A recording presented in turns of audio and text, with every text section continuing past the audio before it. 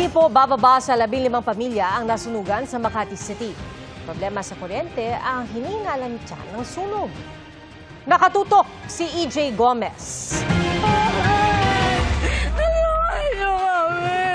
Sumisigaw at umiiyak ang ilang residenteng ginising ng nagangalit na apoy sa 2 palapag na paupahang bahay sa Barangay Bangkal, Makati City, pasado alas 12:30 ng madaling araw kanina. Agad itinaas sa unang alarma ang sunog.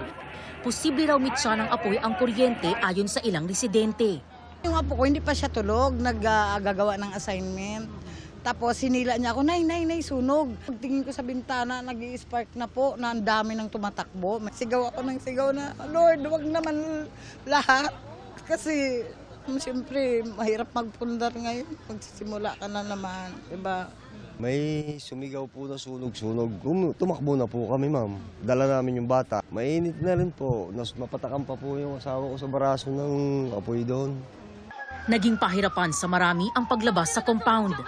May ilang residente ang halos walang naisalba, kundi ang mahalagang dokumento. Naiwan pa yung cellphone doon. Biglang bumagsak yung malaking kahoy po doon sa taas. Inano ko ng asawa ko na palabas. Kung walang asawa ko, sunog kami talaga. Ayon sa Bureau of Fire Protection of BFP, gawa sa light materials ang mga bahay kaya mabilis na lumaki ang sunog.